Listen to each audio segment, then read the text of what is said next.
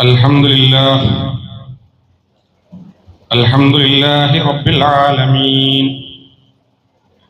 الحمد لله الذي أنزل على عبده الكتاب ولم يجعل له عوجا. نحمده ونستعينه ونؤمن به ونتوكل عليه ونعوذ بالله من شرور أنفسنا ومن سيئات أعمالنا.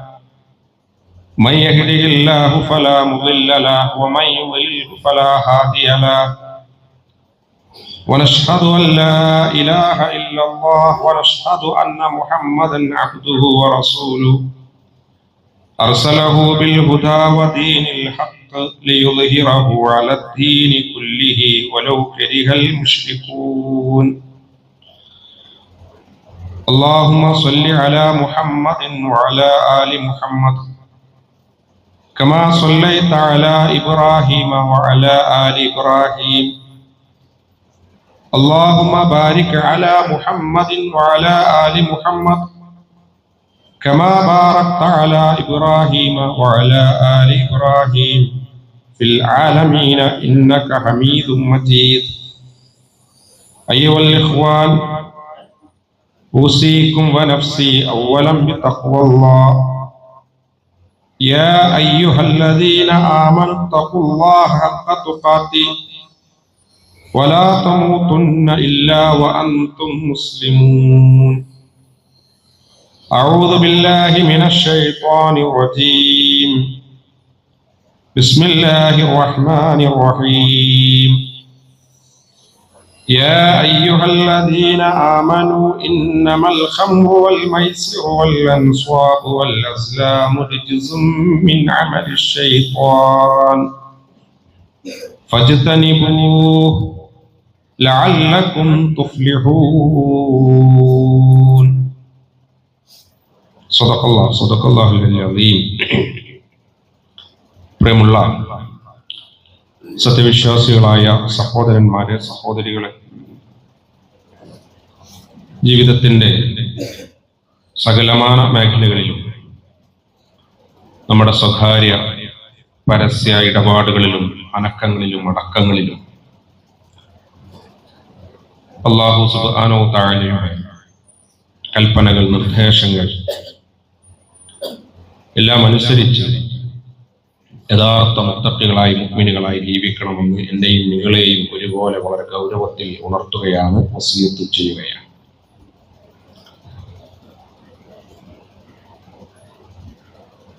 ഓരോ ദിവസവും അതിവേഗം നമ്മളിൽ നിന്ന് കൊഴിഞ്ഞു പോയിക്കൊണ്ടിരിക്കുകയാണ്. ദുൽഹിജ്ജ് കഴിഞ്ഞ് ഏകദേശം മുഹറത്തിലേക്ക്, പുതിയ വർഷത്തിലേക്ക് നമ്മൾ പ്രവേശിക്കാനിരിക്കുകയാണ്. ഇതിനിടയിൽ ജീവിതത്തിൻ്റെ ഗൗരവപ്രധാനമായ വിഷയങ്ങളിൽ നിന്ന്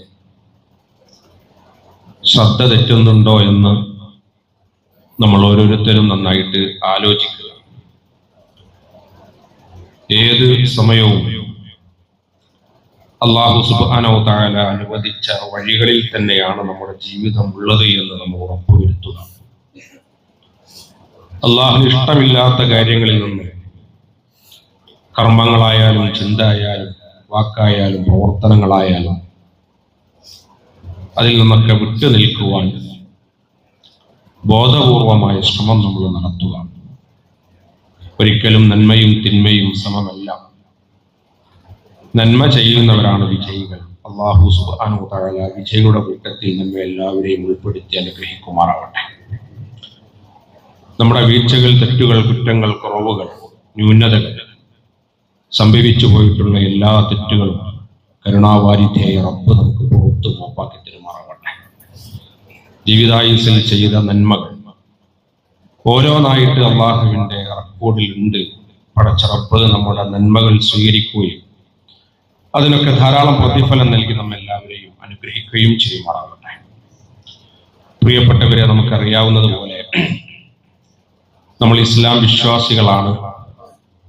എന്താണോ ഇസ്ലാം നമ്മളിൽ നിന്ന് ആഗ്രഹിക്കുന്നത് അത് പ്രകാരം ജീവിതത്തിൽ പാലിക്കുവാനും അതിനനുസരിച്ചുകൊണ്ട് ജീവിതത്തെ ചിട്ടപ്പെടുത്തുവാനും ശ്രമിക്കുന്നവരാണ് നമ്മൾ.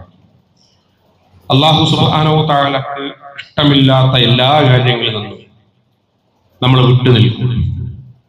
ഇസ്ലാം നമ്മളോട് പറഞ്ഞിട്ടുള്ള വിലക്കുകൾ, ഹറാമുകൾ, അത് കേവലം വിശ്വാസികളുടെ ജീവിതത്തിന് മാത്രം നന്മ ഉണ്ടാകാൻ വേണ്ടിയിട്ടും ആ ജീവിതം ഏറ്റവും നല്ലതായി തീരാൻ വേണ്ടിയിട്ടും മാത്രമുള്ള കാര്യങ്ങളല്ല. ഇസ്ലാം പൊതുസമൂഹത്തോടാണ് ധാരാളമായിട്ട് സംസാരിക്കുക. അതേസമയം തന്നെ പൊതുസമൂഹത്തോട് സംസാരിക്കുമ്പോൾ തന്നെ, കാര്യങ്ങൾ പറയുമ്പോൾ തന്നെ വിശ്വാസികൾ അതിൽ കൂടുതൽ ജാഗ്രതയുള്ളവരാവണം. അതേസമയം അത് പൊതുവായിട്ടുള്ള നാഗരികതയ്ക്ക്, സമൂഹത്തിന്, ചുറ്റുപാടിനും ഒക്കെ നന്മകൾ നിറഞ്ഞതാവണം. ഇസ്ലാമിന്റെ അടിസ്ഥാനമായിട്ട്, ശരീഅത്തിന്റെ അടിസ്ഥാനമായിട്ട് പറയുന്ന ഒരു കാര്യമാണ് മനുഷ്യരുടെ അഭിമാനം, മനുഷ്യരുടെ ധനം, മനുഷ്യരുടെ ജീവൻ, മനുഷ്യരുടെ ദീന്, ഇതൊക്കെ സംരക്ഷിക്കുന്ന വിധത്തിലാവണം ലോകത്ത് മനുഷ്യര് മുഴുവൻ എന്നുള്ളത്. അപ്പൊ മനുഷ്യരുടെ ജീവൻ അപകടം ഉണ്ടാക്കുന്ന ഒന്നും സംഭവിക്കാൻ പാടില്ല. ഇത് ഇസ്ലാമിലെ വിശ്വാസികളോട് മാത്രം പറയുന്ന കാര്യമല്ല. മുഴുവൻ ചുറ്റുപാടും അന്തരീക്ഷവും മനുഷ്യന്റെ അഭിമാനത്തെ സംരക്ഷിക്കുന്നവരാവണം, മനുഷ്യ ജീവിതത്തെ സംരക്ഷിക്കുന്നവരാവണം, മനുഷ്യ സാമ്പത്തിക വ്യവസ്ഥയെ സംരക്ഷിക്കുന്നതാവണം. മനുഷ്യന്റെ ജീവൻ വളരെ പ്രധാനമാണ്. ഇത് നിങ്ങളുടെ ജീവിതത്തിന്റെ അടിസ്ഥാനമായിട്ട്, മനുഷ്യ ജീവിതത്തിന്റെ അടിസ്ഥാനമായിട്ട് നിങ്ങൾ കാണേണ്ടുന്ന, പരിഗണിക്കേണ്ടുന്ന ഒരു കാര്യമാണ്. അപ്പൊ മനുഷ്യന് അപകടം ഉണ്ടാക്കുന്ന എന്തിനോടും ഇസ്ലാം എതിരായിരിക്കും. അത് വെച്ചുകൊണ്ട് തന്നെ ഇസ്ലാം വിലക്കുകൾ വെച്ചിട്ടുണ്ട്. ഇത് വലിയ അപകടം ഉണ്ടാക്കും, ഇത് വലിയ പ്രശ്നം ഉണ്ടാക്കും, മാനുഷികമായിട്ടുള്ള വലിയ ആഘാതങ്ങൾ ഉണ്ടാക്കും. മാനുഷികമായിട്ടുള്ള ആഘാതങ്ങൾ എന്ന് പറഞ്ഞാൽ കുടുംബങ്ങൾ തമ്മിൽ പ്രശ്നങ്ങൾ ഉണ്ടാക്കും, തലമുറകൾ തമ്മിൽ പ്രശ്നങ്ങൾ ഉണ്ടാക്കും, നാട്ടിലുള്ള എല്ലാ സ്വസ്ഥതയും സമാധാനവും. ഇസ്ലാം എന്ന് പറഞ്ഞാൽ നമുക്കറിയാം സമാധാനം എന്നുള്ളത്. ഇപ്പൊ സമാധാനത്തെ കെടുത്തിക്കളയുന്ന എന്തൊക്കെയുണ്ടോ അതിനെ മുഴുവൻ ഇസ്ലാം എന്താക്കിയിട്ടുണ്ട്? ഇല്ലാതാക്കിയിട്ടുണ്ട്. അതിൽ വളരെ പ്രധാനപ്പെട്ട ഒന്നാണ് മദ്യം എന്ന് പറയുന്നത്.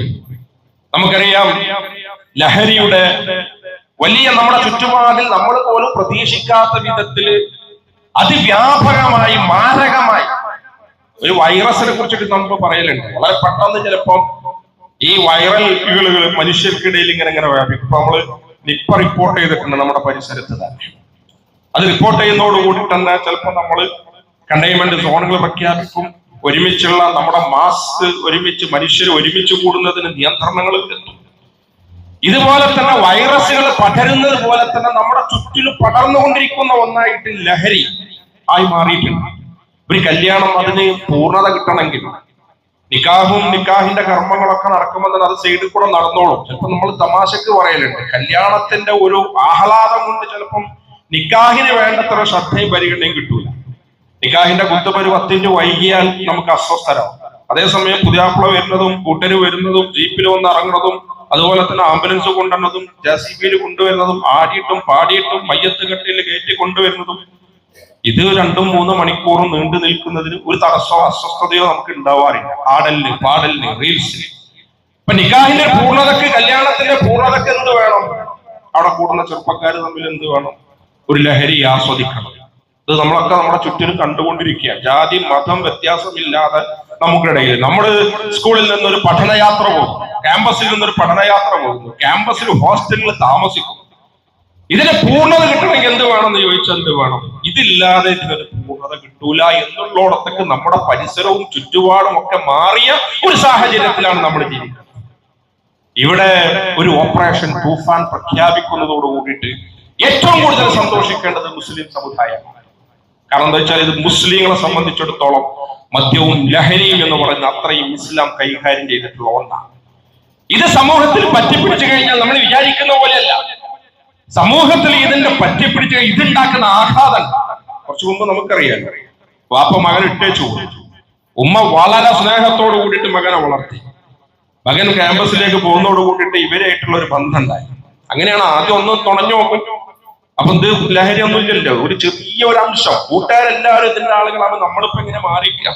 നമ്മൾ മാറി നിന്നാ കഴിഞ്ഞാൽ നമ്മൾ വേറെ ഏതോ പഴയ നൂറ്റാണ്ടിന്റെ ആളായി, ഇതിന്റെ ആളായി. അപ്പൊ നമ്മൾ മാറിക്കാൻ കഴിയില്ല. അപ്പൊ അങ്ങനെ നുണഞ്ഞു നോക്കി, പിറ്റത്തെ ആഴ്ച ഒന്നും കൂടി നുണഞ്ഞു നോക്കി, പിറ്റത്തെ ആഴ്ച അത് ചെറിയ ശതമാനമായി, പിന്നെ അതല്ലാതെ പിന്നെ ഇല്ലാതാവുന്ന ഒരു അവസ്ഥയിലേക്ക് ആലോചിക്കാൻ വയ്യാതെയായി. പിന്നെ രാത്രി എല്ലാ പകലും ജീവിതത്തിൽ ദൈനംദിന സമയങ്ങളിൽ അടക്കമില്ലെങ്കിൽ പിന്നെ വിറയിൽ തുടങ്ങി. ഇങ്ങനെയാണ് ഓരോന്നിന്റെ ചരിത്രം എടുത്ത് പരിശോധിച്ചു, അല്ലെങ്കിൽ ഓരോ സംഭവങ്ങളുടെ പിന്നിലും പരിശോധിച്ചു നോക്കി ഇങ്ങനെയല്ല. അവസാനം എന്ത് ചെയ്തു? എത്തിയതെന്നാൽ സ്വന്തം മകനെ പ്രസവിച്ച ഉമ്മനെ കൊന്നുകളഞ്ഞു എന്നും. കുറച്ചിപ്പുറത്ത് നമ്മുടെ ജില്ലയിലും നമ്മുടെ സമുദായത്തിന് ഏറ്റവും കൂടുതലുള്ള സ്ഥലങ്ങളിലുമാണ്. ഇതിനെ കുറിച്ചിട്ടുള്ള ഒരു ജാഗ്രതയും ശ്രദ്ധയും ഇസ്ലാം എങ്ങനെ ഇതിനെ കൈകാര്യം ചെയ്യുന്നത്, ഇതുണ്ടാക്കുന്ന ആഘാതം എന്ന് പറയുന്നത് വളരെ വളരെ അപകടകരമായ ആഘാതമാണ്. അതുകൊണ്ട് തന്നെയാണ് ഈ ഇസ്ലാം ആദ്യത്തിൽ പറഞ്ഞത്. നമുക്കറിയാം, മക്കയിൽ വന്നു, പ്രബോധന പ്രവർത്തനങ്ങൾ നടത്തി. ഇപ്പൊ ഇതിനെ കൈകാര്യം ചെയ്യുമ്പോൾ തൊടുമ്പോ കുറച്ച് ശ്രദ്ധിച്ചും ആലോചിച്ചിട്ടും വേണം. കാരണം എന്താ വെച്ചാല് തവാഫ് ചെയ്യുമ്പോഴും ഉംറ ചെയ്യുമ്പോഴും മക്കയിൽ ഇങ്ങനെ ഉണ്ടാകുമ്പോഴും ആളുകൾ ഇതിൽ തന്നെയാണുള്ളത്. രാവും പകലും ഇതിലാണുള്ളത്. ആളുകൾ രചിക്കുന്ന കവിതകൾ മുഴുവൻ എങ്ങനെയാണുള്ളത്? ഞാൻ മരിച്ചു കഴിഞ്ഞാൽ മുന്തിരിവള്ളിന്റെ താഴെ എന്നെ കബറടക്കം നടത്തണം, എന്നിട്ട് ആ മുന്തിരിച്ചാർ ആസ്വദിച്ചുകൊണ്ട് എനിക്ക് എന്റെ കബറിൽ കഴിയണം എന്ന് കവിത എഴുതി വെച്ച ഒരു സംസ്കാരമുള്ള ഒരു നാട്ടില് ഇതെങ്ങനെ നമുക്ക് ഇല്ലാതാക്കാൻ പറ്റും എന്ന ആലോചനയിലാണ് ഖുർആൻ ഇടപെടുന്നത്. ആദ്യത്തെ ഇടപെടൽ എന്താ? ആദ്യത്തെ കള്ളിനെ കുറിച്ച്, ചൂതാട്ടത്തെ കുറിച്ച് നിന്നോട് ചോദിക്കും. കള്ളിനെ കുറിച്ച് നിന്നോട് ചോദിക്കും. അതിൽ വലിയ അപകടം പതിരിക്കുന്നുണ്ട്, വലിയ അപകടം പതിരിക്കുന്നുണ്ട്. ചിലപ്പോ നിങ്ങൾ ആലോചിച്ചും ചിന്തിച്ചും വിശദീകരിച്ചിട്ടൊക്കെ ഇന്ന ഗുണങ്ങളും അതിലില്ലേ. നമ്മളെ ബാറ് മുഴുവൻ അടച്ചുപൂട്ടി കഴിഞ്ഞാൽ ഈ ബാർ നടത്തുന്ന തൊഴിലാളികൾ എന്താവും? അവർ തൊഴിൽ നഷ്ടപ്പെടും. എക്സൈസ് വകുപ്പിന് പിന്നെ എന്തെങ്കിലും പണി ഉണ്ടാവും. ഇതങ്ങനെ ഉദ്യോഗസ്ഥരില്ല, അപ്പൊ തൊഴിൽ നഷ്ടം ഉണ്ടാക്കൂലേ എന്നൊക്കെ ആലോചിച്ചുകൊണ്ട് ചിലപ്പോ നിങ്ങൾക്ക് എന്തെങ്കിലും ഒരു നന്മയൊക്കെ ചിലപ്പോൾ ഇതിൽ കാണത്താൻ പറ്റും. പക്ഷെ ഇതിന്റെ ആത്യന്തിക ഫലം എന്താന്ന് ചോദിച്ചാൽ ഇത് വലിയ അപകടമുള്ള ഒന്നാണ്. ഇത് വലിയ അപകടമാണ്. നിങ്ങൾ എത്ര തന്നെ കണക്ക് കൂട്ടിയാൽ പ്രയോജനത്തെക്കാൾ അപ്പുറം ഇതിൽ അപകടം, ഏറ്റവും വലിയ അപകടമാണ് ഇതിൽ പതിയിരിക്കുന്നത്. ഒന്നാമത്തെ ഇസ്ലാമിന്റെ ഇടപെടല, ഖുർആന്റെ ഇടപെടല. അപ്പൊ തന്നെ സ്വഹാബികൾക്കൊക്കെ കാര്യം മനസ്സിലായി, എവിടേക്കത് പോണത്, എവിടേക്കാണ് ഇതിന്റെ പോക്ക്. ആദ്യത്തെ സൂചനയാണ് ഇത് ഇറങ്ങുന്നത് ഏകദേശം മദീനയിലെത്തുന്ന സമയത്താണ്. മദീനത്തി സൂറത്തുൽ ബഖറയിലാണ് ഈ ആയത്ത് അവതീർണമാക്കുന്നത്. ഇത് രണ്ടിനും വലിയ അപകടം കിട്ടാൻ വിരമിക്കണം എന്ന് പറഞ്ഞിട്ടില്ല. രണ്ടാമത്തെ സൂചന ഇറങ്ങുകയാണ്.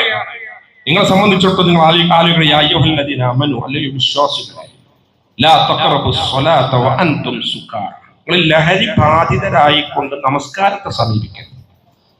അപ്പൊ നിങ്ങൾ അതിന്റെ അർത്ഥം എന്താണെന്ന് ചോദിച്ചാൽ, ആദ്യത്തിൽ അപകടം എന്ന് പറഞ്ഞു, ഇതിൽ വലിയ അപകടം പതിരിപ്പുണ്ട് എന്ന് പറഞ്ഞു, ഉപകാരത്തെക്കാൾ വലിയ അപകടം എന്ന് പറഞ്ഞു. തുടർന്ന് പറയുന്നുണ്ട്, നിങ്ങൾ ലഹരി ബാധിതരായിക്കൊണ്ട് നമസ്കാരത്തെ സമീപിക്കണം. അതുണ്ടാക്കുന്ന പ്രശ്നം നിങ്ങൾക്ക് നിസ്കാരങ്ങൾക്ക് എന്താ പറയാന്ന് പറയാൻ കഴിയില്ല. കാരണം നിങ്ങള് ലഹരി ബാധിച്ച പിന്നെ എന്താ മനുഷ്യനുണ്ടാവുന്നല്ലോ, പറയണ എന്താ ശ്രദ്ധിക്കാൻ അറിയില്ല, എന്താ പറയുന്നത് മനസ്സിലാവില്ല, എന്താ ചെയ്യുമെന്ന് അറിയില്ല. ഇങ്ങനെയാണല്ലോ, നമുക്കറിയില്ല. ഇത് ബാധിച്ചു കഴിഞ്ഞാൽ മനുഷ്യന് പിന്നെ എങ്ങനെയാണ് അതിന്റെ ഒരു അനന്തരഫലമായിട്ട് മനുഷ്യർ ഓരോ കാര്യങ്ങൾ പ്രകടിപ്പിക്കുന്നത്. ഇതിന് രണ്ടാമത്തെ നിർദ്ദേശം, മദ്യപാന്മാരായിക്കൊണ്ട് കള്ളുടിച്ചുകൊണ്ട് വിയറടിച്ചുകൊണ്ട് നിസ്കാരത്തെ സമീപിക്കരുത്. ഇത് സൂറത്തു നിസായിലാണ്. സൂറത്തു മാഇദയിൽ യാ അയ്യുഹല്ലദീന ആമനൂ അല്ലയോ വിശ്വാസികളെ, ഇന്നമൽ ഖംറു വൽ മൈസിറു വൽ അൻസാബു വൽ അസ്ലാം. 4 കാര്യങ്ങൾ പ്രത്യേകം എണ്ണി പറയും. ഈ 4 കാര്യങ്ങളും വിശ്വാസികൾ മാത്രമല്ല, ഒരു സമൂഹം, ഒരു നാഗരികത, ഒരു ചുറ്റുപാട്, ഒരു മഹൽ, ഒരു ഗ്രാമപ്രദേശം, ഒരു വാർഡ്, ഒരു പഞ്ചായത്ത്, ഒരു ലോകക്രമം, എല്ലാവരുടെയും ജീവിതത്തിന്റെ അടിസ്ഥാനമായിട്ട് എഴുതി വെക്കേണ്ടുന്ന 4 കാര്യങ്ങൾ. യാ അയ്യുഹല്ലദീന ആമനൂ ഇന്നമൽ ഖംറു വൽ മൈസിറു വൽ അൻസാബു വൽ അസ്ലാം റിജ്സും മിൻ അമലി ശൈത്വാൻ. അല്ലയോ വിശ്വസിച്ചവരെ, മദ്യം, ചൂതാട്ടം, അതുപോലെ തന്നെ പ്രതിഷ്ഠകൾ, നമ്മളിങ്ങനെ നേർച്ച വെക്കും, അള്ളാഹ്ക്ക് അല്ലാത്ത ആളുകൾക്കുള്ള ആരാധനകൾ, അതിനുള്ള പ്രതിഷ്ഠകൾ, അതിനുള്ള ബലിദാനങ്ങൾ, എന്നതുപോലെ തന്നെ വൽ അൻസാബ് വൽ അസ്ലാം, അവരെ മുമ്പിൽ ഭാഗ്യം നോക്കൽ. ഈ കാര്യങ്ങളിൽ നിന്നൊക്കെ റിജ്സും മിൻ അമലി ശൈത്വാൻ, ഇതൊക്കെ ശൈത്വാനിന്റെ പണിയാണ്. ഫജ്തനിബു, അതുകൊണ്ട് നിങ്ങൾ ഇനി ഇതിന്നൊക്കെ വിട്ടു നിൽക്കണം. അപ്പൊ മദ്യം ഹറാമാണ്. മദ്യത്തിൽ നിന്ന് വിട്ടു നിൽക്കുക എന്ന് പറയുന്നത് ഇസ്ലാമിൽ തന്നെ ഘട്ടമായിട്ട് ആദ്യം ഇത് നിർദ്ദേശമായിട്ട് വന്നു. രണ്ടാമത് നിസ്കാരത്തിൽ നിന്ന് നിങ്ങൾ ഇതിൽ നിന്ന് മാറി നിൽക്കണം എന്ന് പറഞ്ഞു. മൂന്നാമത് പറഞ്ഞു, നിങ്ങളുടെ ജീവിതത്തിൽ നിന്ന് തന്നെ നിങ്ങൾ ഇതിൽ ഒഴിവാക്കണം എന്ന് പറഞ്ഞു. ജീവിതത്തിൽ നിന്ന് തന്നെ നിങ്ങൾ ഒഴിവാക്കണം എന്ന് പറഞ്ഞു. ഇതുണ്ടാക്കുന്ന അപകടത്തെ കുറിച്ചിട്ട് പറയേണ്ടതില്ലല്ലോ പ്രിയപ്പെട്ടവരെ. നമ്മുടെ സമൂഹത്തിൽ ഉണ്ടാക്കുന്ന മാരകമായിട്ടുള്ള അകൽച്ചകൾ, കുടുംബചിത്രങ്ങൾ. ഒരു പെരയിൽ ഒരു കുടിക്കാരുണ്ടെങ്കിൽ ആ പെരന്റെ എല്ലാ സ്വസ്ഥതയും, അപ്പൊ ആപ്പയാണ് കുടിക്കുന്നതെങ്കിൽ ആ മക്കൾക്ക് സ്വസ്ഥത ഉണ്ടാവും. ഇത് കണ്ടിട്ടാണ് മക്കൾ വളരുന്നത്. ആ വീട്ടില് വിദ്യാർത്ഥിയാണ് കുടിക്കുന്നതെങ്കിൽ ആ വാപ്പാജിമാന്റെ എല്ലാ സ്വസ്ഥതയും. ആ വീട്ടിലത്തെ വേറെ ആരെങ്കിലും മെമ്പർ അംഗങ്ങളാണ് കുടിക്കുന്നത്, അല്ല വീട്ടിന്റെ എല്ലാ സ്വസ്ഥതയും. ഒരു മാതാവ് ഉണ്ടാവും, ഒരു ഉമ്മ ഉണ്ടാവും പെടയുന്നത് മക്കളെ കുറിച്ചിട്ട് ആലോചിച്ച്. ഇങ്ങനെയൊക്കെ ഉണ്ടാവും പല വീടുകളിൽ. ഇസ്ലാമിന്റെ വളരെ കർശനമായ ഒരു നിർദ്ദേശം. ഇത് ആദ്യം ആരംഭിക്കേണ്ടത് എവിടുന്നത്? നമ്മളെ വീടിന്റെ അകത്താണ്. പിന്നെ ആരംഭിക്കുന്നത് നമ്മുടെ മഹല്ലിൽ, പിന്നെ ആരംഭിക്കുന്നത് നമ്മുടെ ഗ്രാമപ്രദേശങ്ങളിൽ. ഗവൺമെന്റ് സംവിധാനങ്ങൾ ഉണ്ടാകും, ഗവൺമെന്റ് പ്രഖ്യാപിക്കും. ഇസ്ലാമിക ഗവൺമെന്റ് വരികയാണെങ്കിൽ മദ്യം ഹറാമാക്കലിൽ സംശയമില്ല, അതൊരു സംശയം. അതേസമയം നമുക്ക് അനുകൂലമായി കൊണ്ട സ്വഭാവത്തിൽ ഭരണകൂടങ്ങളും ഭരണാധികാരിമാരും ഇതിനു വേണ്ടിയിട്ട് ഏതോ വിധത്തിലൊരു ഓപ്പറേഷൻ നടത്തുമ്പോൾ ആ ഓപ്പറേഷൻ നമ്മുടെ വീടിന്റെ അകത്തളങ്ങളിൽ, നമ്മുടെ മഹല്ലുകളിൽ, നമ്മുടെ സംവിധാനങ്ങളിൽ നിന്ന് ആദ്യം തന്നെ നമ്മൾ ആരംഭിക്കും. ആദ്യം നമ്മൾ ആരംഭിക്കാം. നമ്മൾ വിചാരിക്കും ചിലപ്പോൾ ഇതിന് ലഹരി ആണല്ലോ ഇതിന്റെ ഏറ്റവും വലിയ പ്രശ്നം. ലഹരിയാണല്ലോ ഏറ്റവും വലിയ പ്രശ്നം. ഇതിൽ ലഹരി ഉണ്ടാക്കുന്ന എല്ലാം നിങ്ങൾക്ക് ഹറാമാണ്. ലഹരി ഉണ്ടാക്കുന്ന എല്ലാം നിങ്ങൾക്ക് ഹറാമാണ്. നമ്മൾ സാധാരണ ഗതിയിൽ പറയും കള്ള് എന്ന് പറയുക. നമ്മളിങ്ങനെ വഴിയിലൊക്കെ പോകുമ്പോൾ ഉണ്ടാവുന്ന കള്ള്, ഇത് നല്ല എന്റെ പറഞ്ഞു. ഇതുമായി ബന്ധപ്പെടുത്തിക്കൊണ്ട് നിങ്ങൾക്ക് ചെയ്യാവുന്ന ജീവിതത്തിൽ ഉണ്ടാക്കുന്ന എന്തൊക്കെ ലഹരി, ഇപ്പോഴത്തെ പേരിൽ ഇപ്പൊ MDM എന്നുള്ള പേര്, അല്ലെങ്കിൽ സിന്തറ്റിക് ഡ്രഗ്സ് എന്നുള്ള പോലെ, അല്ലെങ്കിൽ സ്റ്റാമ്പായിട്ടിട്, സ്റ്റിക്കറായിട്ടിട്, അല്ലെങ്കിൽ ടാബ്ലറ്റ് സ്വഭാവത്തിലാവട്ടെ, ലിക്വിഡ് സ്വഭാവത്തിലാവട്ടെ, പേസ്റ്റ് സ്വഭാവത്തിലാവട്ടെ, പൗഡർ സ്വഭാവത്തിലാവട്ടെ, ഇഞ്ചക്ഷൻ സ്വഭാവത്തിലാവട്ടെ, അടിച്ചു കയറ്റുന്നതാവട്ടെ, നിങ്ങളെ ലഹരി ബാധിക്കുന്നതുണ്ടോ? അത് പാനീയമാവണം. അത് നിങ്ങൾ എന്ത് പേരിട്ടാൽ ലോകം അവസാനിക്കുന്നതിന് പുതിയ പേരുകൾ കണ്ടെത്തി. ലഹരി ഉണ്ടോ? ആ ലഹരി ഉണ്ട് എങ്കിൽ അതിന്റെ ചെറിയ ശതമാനം അംശം പോലും ഉണ്ട് എങ്കിൽ അത് നിങ്ങളുടെ ജീവിതത്തിൽ നിങ്ങൾക്ക് ഹറാമാണ്. നിങ്ങളുടെ ജീവിതത്തിൽ നിങ്ങൾക്ക് ഹറാമാണ്. ഫജ്തനിബൂഹു എന്ന് ഖുർആൻ പറഞ്ഞപ്പോൾ വിട്ടുനിൽക്കൂ, ഇതിൽ നിന്ന് നിങ്ങൾ വിട്ടുനിൽക്കൂ, പൂർണ്ണമായിട്ട് മുക്തരാകൂ എന്ന് ഖുർആൻ പറഞ്ഞപ്പോൾ സഹാബികൾ പല ന്യായങ്ങളും പറഞ്ഞു. അല്ലാഹുവിന്റെ റസൂൽ ഉണ്ടാക്കി വെച്ചതുണ്ടല്ലോ, അപ്പൊ ഞങ്ങൾ എന്നാല് അത് കുറച്ചുകൂടി കഴിഞ്ഞിട്ട് സുർക്കിയാക്കിയിട്ട് ഉപയോഗിക്കട്ടെ. ഇല്ല, സുർക്കിയാക്കി ഉപയോഗിക്കാൻ നിങ്ങൾക്ക് അനുമതിയില്ല. എന്നാൽ കാര്യം ഞങ്ങൾ ഉണ്ടാക്കി വെച്ചതുണ്ട്. ഇന്ന് ഉണ്ടാക്കിയത് ജൂതന്മാരെ കുടിക്കുന്നവല്ല, എന്നാൽ ജൂതന്മാർക്ക് കൊടുക്കട്ടെ. ജൂതന്മാർക്ക് കൊടുക്കാൻ അനുമതിയില്ല. വിൽക്കുന്നത്, വാങ്ങുന്നത്, വാറ്റുന്നത്, കൈമാറുന്നത് എല്ലാം നിങ്ങളെ സംബന്ധിച്ചിടത്തോളം ഹറാമാണ്. എല്ലാം നിങ്ങളെ സംബന്ധിച്ചിടത്തോളം ഹറാമാണ്.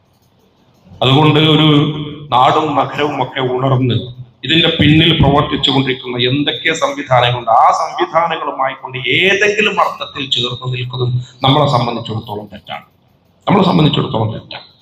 ഇസ്ലാം അങ്ങനെയാണ് പ്രിയപ്പെട്ടവരെ. ഇസ്ലാമിനൊരു സംസ്കാരം, ആ സംസ്കാരം ലോകത്തോട് വിളിച്ചു പറയാൻ പറ്റുന്ന ഏറ്റവും നല്ല ഒന്നാണ് നമ്മുടെ കയ്യിൽ. ഇത്തരം കാര്യങ്ങൾ എന്താ? ചൂതാട്ടം ഉണ്ടാക്കുന്ന അപകടങ്ങൾ, ലോട്ടറി ഉണ്ടാക്കുന്ന അപകടങ്ങൾ, ലഹരി ഉണ്ടാക്കുന്ന അപകടങ്ങൾ, മനുഷ്യർക്ക് ഇസ്ലാം ഹറാമാക്കിയിട്ടുള്ള വൻ കുറ്റങ്ങളുണ്ട്, വ്യഭിചാരം ഉണ്ടാക്കുന്ന അപകടങ്ങൾ, ഇതിന്റെ സാമൂഹികമായ ജീവിതത്തിന്റെ താളം തെറ്റുകൾ, സന്തുലിതമായ ജീവിതത്തിന്റെ താളം തെറ്റുകൾ, ഇത് ലോകത്തോട് നമുക്ക് വിളിച്ചു പറയാൻ പറ്റുന്ന ഒരു സന്ദർഭം. നമുക്കറിയാലോ, ഇപ്പോ അല്ല, കണ്ണ് മുഴുവൻ അമേരിക്കയിലേക്ക്, കണ്ണ് മുഴുവൻ കാനഡയിലേക്ക്, കണ്ണ് മുഴുവൻ മെക്സിക്കോയിലേക്ക്.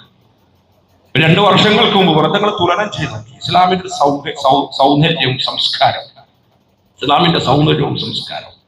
യാ അയ്യുഹന്നാസ് ഇന്നാ ഖലഖനാകും മിൻ ദക്കരിൻ വഉൻസ വജഅൽനാകും ശുഊബൻ വഖബായില ലിതആറഫു. പരിശുദ്ധ ഖുർആന്റെ ഒരു ആയത്തായിരുന്നു 2022 ഖത്തർ വേൾഡ് കപ്പിന്റെ ആരംഭം എന്ന് പറയുന്നത്. അത് ലോകത്തിന് പകർന്നു നൽകിയൊരു സംസ്കാരം, സോമാലിയക്കാരനായ റഫർ, കറുത്തവനായ റഫർ, ആ റഫർ എവിടെ എത്തുന്നതോട് കൂടിയിട്ട്, അമേരിക്കയിൽ എത്തുന്നതോട് കൂടിയിട്ട് റഫർ പറയാണ്, നിങ്ങൾക്ക് ഇതിൽ കളി നിയന്ത്രിക്കാനുള്ള അധികാരമില്ല. ഉമർ അർത്താൻ സോമാലിയക്കാരൻ തിരിച്ചുവിട്ടു. ചില കളിക്കാർക്ക് തന്നെ എയർപോർട്ടിലേക്ക് വരാനുള്ള അധികാരം. നിങ്ങൾ കറുത്തന്മാര്, നിങ്ങൾ കറുപ്പന്മാര്. ഇനി ഇറാൻ എന്ന് പറയുന്ന ലോകത്തെ ഏറ്റവും വലിയ അപകടം പിടിച്ച ഒരു രാജ്യം, അതുകൊണ്ട് അവർക്ക് എന്ത് പ്രവേശനമല്ല. വലിയ സംസ്കാരങ്ങൾ, ജീവിത രീതികൾ രണ്ടിനെ തുലനം ചെയ്തുകൊണ്ട് നമ്മൾ ആലോചിച്ചു. രണ്ടിനെ തുലനം ചെയ്തിട്ട് നിങ്ങൾക്കറിയാൻ പറ്റും 2001 സെപ്റ്റംബർ 11, ഇപ്പൊ ജൂലൈയിലാണ് നമ്മൾ നിൽക്കുന്നത്. സെപ്റ്റംബർ 11 25 വർഷം പൂർത്തിയാവും. എന്താ സെപ്റ്റംബർ 11ന്റെ ഒരു പ്രത്യേകത? 2001ന്റെ പ്രത്യേകത, ലോകത്ത് ഭീകരവാദത്തിന്റെ അജണ്ടകൾ വലിയൊരു അജണ്ടയായിട്ട് രൂപീകരിച്ചു വന്ന ഒരു പദ്ധതിയായിരുന്നു. അതിനുശേഷമാണ് അമേരിക്ക മുസ്ലിം രാഷ്ട്രങ്ങൾക്കെതിരെ അപരവൽക്കരണത്തിന്റെ ആരംഭം. മുസ്ലിം ചെറുപ്പക്കാർ ഭീകരവാദികളാണ്, തീവ്രവാദികളാണ്, കണ്ടെടുത്തൊട്ട് പിടിക്കണം, അല്ലെങ്കിൽ ഏതെങ്കിലും സ്ഫോടനം ഉണ്ടാക്കിയിട്ട് കുറ്റം അവർക്ക് ചുമത്തണം. മൊത്തം നോക്കി ഒരുപാട് തറവറകൾ, 1 തറവറകളെ കുറിച്ച് നമ്മൾ കേട്ടിട്ടുണ്ട്. അവിടുന്ന് ശേഷം വന്നിട്ടുള്ള ഒരുപാട് നിരോധനങ്ങൾ, അപരവൽക്കരണങ്ങൾ. മനുഷ്യന് മുസ്ലിം എന്ന് പറഞ്ഞാൽ തീവ്രവാദി, അടുപ്പിക്കാൻ പാടില്ല. കറുത്തവർ, ആഫ്രിക്കൻ രാജ്യങ്ങൾ. ഈ പദ്ധതിക്ക് 25 വർഷം പൂർത്തിയാകുന്ന ഒരു സമയത്താണ് നമ്മുടെ കയ്യിലുള്ള സംസ്കാരം, മാനവികതയുടെ സംസ്കാരം, മനുഷ്യത്വത്തിന്റെ സംസ്കാരം, മനോഹാരിതയുടെ സംസ്കാരം, ആ സംസ്കാരം നമ്മുടെ കയ്യിലേ ഉള്ളൂ, ഇസ്ലാമിന്റെ കയ്യിലേ ഉള്ളൂ. ഇസ്ലാം കേവലം ഇസ്ലാമായിട്ടുള്ള മുസ്ലിങ്ങളായിട്ടുള്ള മനുഷ്യർക്ക് മാത്രമല്ല, ലോകത്തിനു മുഴുവൻ. ഞാൻ നേരത്തെ പറഞ്ഞിട്ടുള്ള ഈ ലഹരിയുമായി ബന്ധപ്പെട്ടുകൊണ്ടുള്ള ഓപ്പറേഷൻ തന്നെ വരുന്നതോട് കൂടിയിട്ട് ലോകത്ത് സംഭവിക്കുന്ന മാറ്റം എന്തായിരിക്കും? പ്രദേശത്ത് സംഭവിക്കുന്ന മാറ്റം എന്തായിരിക്കും? മഹല്ലിൽ സംഭവിക്കുന്ന മാറ്റം എന്തായിരിക്കും? സ്കൂളുകളിൽ സംഭവിക്കുന്ന മാറ്റം എന്തായിരിക്കും? നാഗരികത എന്ന് പറയുന്നുണ്ടല്ലോ. ഇസ്ലാം അങ്ങനെയാണ് കണക്ക് കൂട്ടുന്നത്. ഇത് വെച്ചുകൊണ്ട് പറയും, എന്ത് മതമാണ് ഇത്? കാടൻ മതമാണ്, ആഘോഷങ്ങളില്ല, ആർമാദങ്ങളില്ല, ഇത് വലിയ വലിഞ്ഞു മുറുക്കലുകളാണ്, നിയമവ്യവസ്ഥതയാണ്, ഒരു പുരോഗതിയില്ലാത്ത മതമാണ്, ഒരു 6ാം നൂറ്റാണ്ടിന്റെ മതമാണ്. ഇതിനേക്കാൾ അപ്പുറം അന്തസ്സോട് കൂടിയിട്ട് നിങ്ങൾക്ക് പറയാൻ പറ്റണം.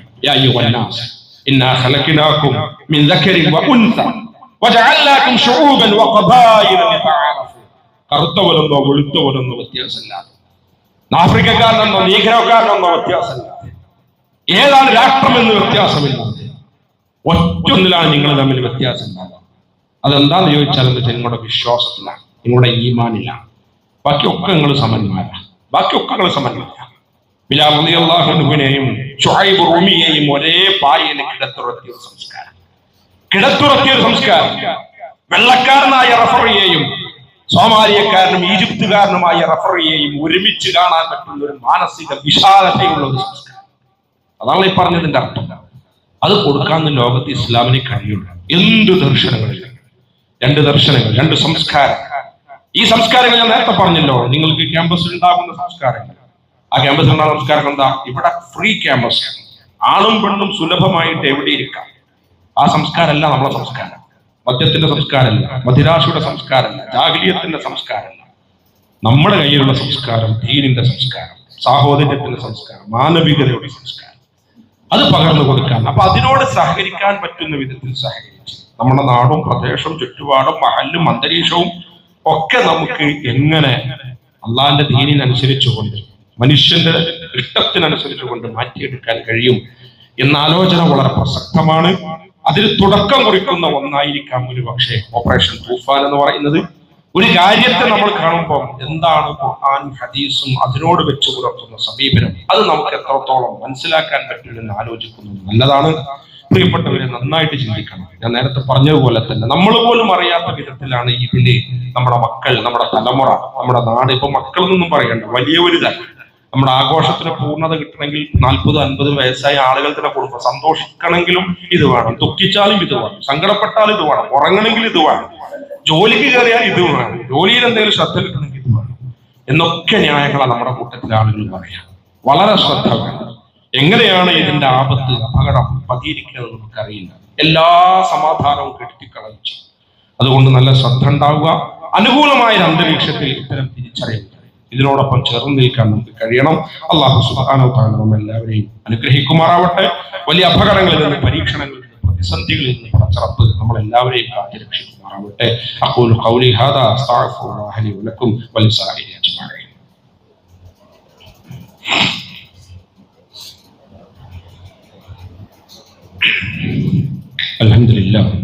അൽഹംദുലില്ലാഹി റബ്ബിൽ ആലമീൻ വസ്സലാത്തു വസ്സലാമു അലാ റസൂലിൽ അമീൻ വഅലാ ആലിഹി വസഹ്ബിഹി അജ്മഈൻ.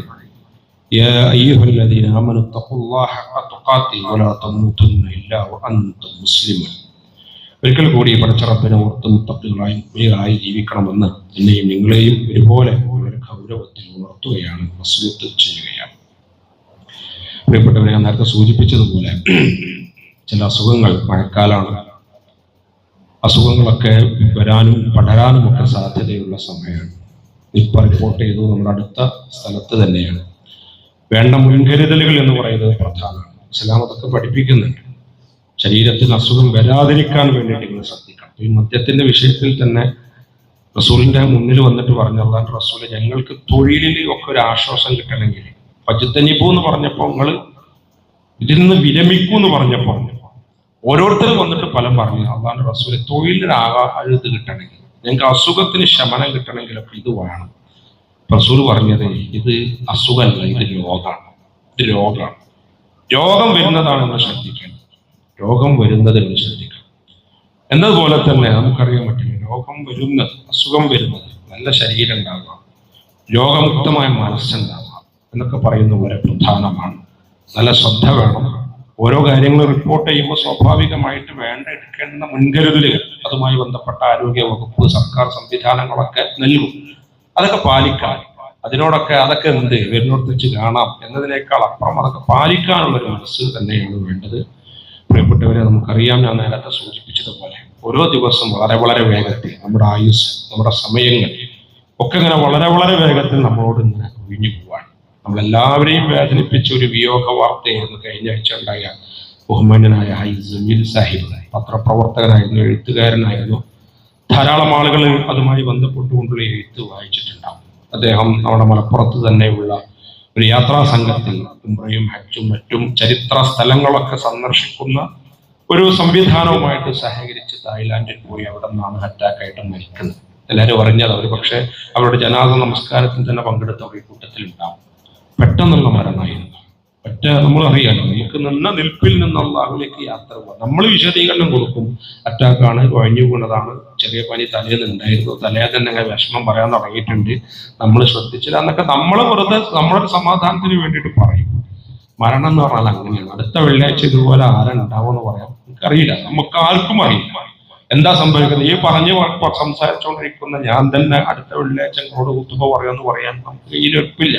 നമ്മൾ വീട്ടിലേക്ക് തിരിച്ചെത്തും എന്ന് പറയാൻ ഉറപ്പില്ല. പല മരണങ്ങൾ ഈ കഴിഞ്ഞ ആഴ്ചയിൽ തന്നെ ഇതുപോലെ തന്നെ എന്റെ നാട്ടിൽ തന്നെ വിശുദ്ധം യൂത്തിന്റെ വളരെ സജീവനായ ഒരു പ്രവർത്തനം, 19 വയസ്സുകാരനായിട്ടുണ്ട്. സുബേഷ്കാരൻ കഴിഞ്ഞ് വീട്ടിലെത്തി, ചെറിയ തലവേദന എന്ന് പറഞ്ഞ് വീട്ടിൽ കയറി, കിടക്കുന്നതിന് മുമ്പൊന്ന് വൊമിറ്റ് ചെയ്തു, ഛർദ്ദിച്ചു, രക്തം ഛർദ്ദിച്ചു. ഹോസ്പിറ്റലിൽ എത്തുമ്പോഴേക്ക് ബോധക്ഷയം സംഭവിച്ചു. അന്ന് വൈകുന്നേരം സർജറിക്ക് വിധേയമാക്കി. പിറ്റേന്ന് ഉച്ചയാകുമ്പോഴേക്ക് അള്ളാഹുവിലേക്ക് യാത്രയായി. ഓടിച്ചാടി നടക്കുന്ന സമയം. അപ്പൊ ഇതാണ് മനുഷ്യന്മാരുടെ അവസ്ഥ എന്ന് പറഞ്ഞത്. അതിനെ കുറിച്ചിട്ടൊക്കെ ചിന്തിക്കുക. നിങ്ങൾ എല്ലാ രസങ്ങളും എല്ലാത്തിനെയും കുറിച്ച് കളയുന്ന മരണത്തെ കുറിച്ച് നന്നായിട്ട് ചിന്തിക്കുക. കളി കാണണ്ടാന്നോ, കളി വിലയിരുത്തണ്ടാന്നോ, കളിന്റെ രാഷ്ട്രീയം അറിയണ്ടാന്നൊന്നുമില്ല. കളിയൊക്കെ ചിലപ്പോൾ കാണേണ്ടി വരും, അതിനോടൊക്കെ പക്ഷെ ഉണ്ടല്ലോ നമ്മുടെ ഗൗരവം, പ്രയോറിറ്റി നമ്മൾ മനസ്സിലാക്കണം. ഇപ്പൊ നമുക്ക് 3:30 മണിക്ക് നീട്ടിട്ട് കളി കാണാന്ന് പറയുന്നത് ഒരു പ്രയാസമല്ല. 3:30 നീക്കും, അലാരം വിൽക്കും, അലാരം വെച്ചാൽ നമ്മൾ അറിയും. അതിനു വേണ്ടിയിട്ട് നമ്മൾ ഉറപ്പൊഴിവാക്കും, അത് കാണും. 1.5 മണിക്കൂർ കളി നമുക്ക് ഒരു പ്രശ്നമല്ല. എക്സ്ട്രാ ടൈമിലേക്ക് കയറിയാലും പ്രശ്നമല്ല, പെനാൽറ്റി ഷൂട്ട് ഔട്ട് ആയാലും പ്രശ്നമല്ല. പക്ഷെ ഒരു 10 മിനിറ്റ് തഹജ്ജുദ്, ഖിയാമുൽ ലൈൽ, ഖുർആൻ പാരായണം, ഇതും വേണമല്ലോ നമ്മുടെ ജീവിതത്തിൽ. ഇങ്ങനൊരു സന്തുലിതമായ ഒരു ജീവിതം, ആഘോഷം വേണം, സന്തോഷം വേണം, ഇത്തരം കാര്യങ്ങൾ വേണം. അപ്പൊ ഇതിനൊക്കെ ഏറ്റവും സന്തുലിതമായ സ്വഭാവത്തിൽ തന്നെ കാണാൻ, പ്രയോറിറ്റിയിൽ ഏതാണ് പരിഗണന എന്ന് മനസ്സിലാക്കാനൊക്കെ കഴിയുക എന്ന് പറയുന്നത് പ്രധാനമാണ്. ജീവിതം എന്ന് പറഞ്ഞാൽ ഇന്നല്ലെങ്കിൽ നാളെ തീരും. അള്ളാന്റെ വിളിക്ക് നമ്മൾ കാത്തിരിക്കുകയാണ്. അപ്പൊ അതും നമ്മുടെ ഓർമ്മയിൽ എപ്പോഴും ഉണ്ടാവുക. ആ അർത്ഥത്തിൽ എപ്പോഴും പടച്ചോനായിട്ടുള്ള ഒരു ബന്ധം, അടുപ്പം കാത്തു സൂക്ഷിച്ചുകൊണ്ട് തന്നെ ജീവിക്കണം എന്ന് നമ്മുടെയും ഓരോരുത്തരുടെയും ശ്രദ്ധയും കൂടിയും കൊണ്ടുവരികയാണ്. അള്ളാഹു സുബ്ഹാനഹു വ തആല എല്ലാവരെയും അനുഗ്രഹിക്കുമാറാവട്ടെ. അള്ളാഹുവെ നമ്മുടെ ജീവിതത്തെ ഏറ്റവും നന്നായിട്ട് ദീനിന്റെ മാർഗത്തിൽ നിനക്ക് ഇഷ്ടപ്പെട്ട വിധത്തിൽ ജീവിക്കാനുള്ള ഭാഗ്യം, സൗഭാഗ്യം, തൗഫീഖ് ഞങ്ങൾക്ക് പ്രദാനം ചെയ്യണേ തമ്പുരാനെ. പിശാചിന്റെ ശർറിൽ നിന്ന്, പൈശാചികമായ വൃത്തികേടുകളിൽ നിന്ന്, പ്രലോഭനങ്ങളിൽ നിന്ന് നീ കാക്കണേ തമ്പുരാനെ. അള്ളാഹുവെ, വീഴ്ചകൾ, തെറ്റുകൾ, കുറ്റങ്ങൾ, കുറവുകൾ, ന്യൂനതകൾ ഒക്കെ ജീവിതത്തിൽ പലപ്പോഴായി സംഭവിച്ചിട്ടുണ്ട്. അള്ളാഹുവെ, ചിലതൊക്കെ ഞങ്ങൾ മറന്നനെ പോയിട്ടുണ്ട്. കരുണാവാരിധിയായ റബ്ബേ, സംഭവിച്ചു പോയിട്ടുള്ള വീഴ്ചകൾ ഞങ്ങൾക്ക് പുറത്ത് മാപ്പാക്കി തരണേ തമ്പുരാനെ. തെറ്റിന്റെ പേരിൽ ഞങ്ങളിനി പിടികൂടലാണ്.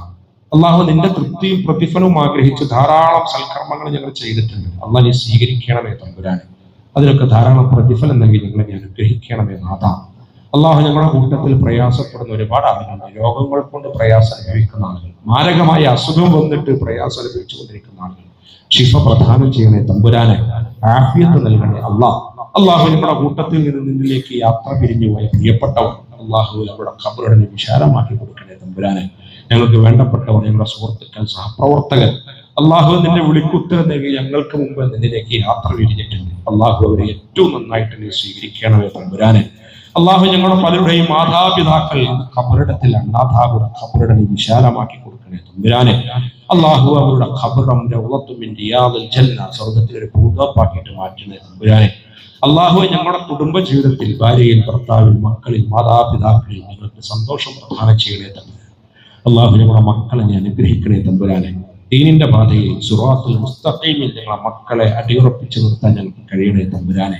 വലിയ അപകടങ്ങളിൽ നിന്ന്, പരീക്ഷണങ്ങളിൽ നിന്ന്, അവരുടെ ജീവിതത്തെയും സംസ്കാരത്തെയും നശിപ്പിക്കുന്ന ജീവിത സാഹചര്യങ്ങളിൽ നിന്ന്, ചുറ്റുപാടുകളിൽ നിന്ന് ഞങ്ങളുടെ മക്കളെ നീ കാത്തു രക്ഷിക്കണേ തമ്പുരാനെ. പിശാചിന്റെ ശിർറിൽ നിന്ന്, പൈശാചികമായ വൃത്തികേടുകളിൽ നിന്ന്, ഭൗതികമായ പ്രലോഭനങ്ങളിൽ നിന്ന് ഞങ്ങളെ നീ കാക്കണേ തമ്പുരാനെ. അല്ലാഹുമ്മ ഗ്ഫിർ ലിൽ മുഅ്മിനീന വൽ മുഅ്മിനാത്ത് والمسلمين والمسلمات الأحياء منهم والأموات إنك مجيب الدعوات يا قاضي الحاجات. اللهم اجرنا من النار، اللهم اجرنا من النار. ربنا ظلمنا أنفسنا وإن لم تغفر لنا وترحمنا لنكونن من الخاسرين. ربنا تقبل منا إنك أنت السميع العليم وتب علينا إنك أنت التواب الرحيم. آمين آمين برحمتك يا أرحم الراحمين.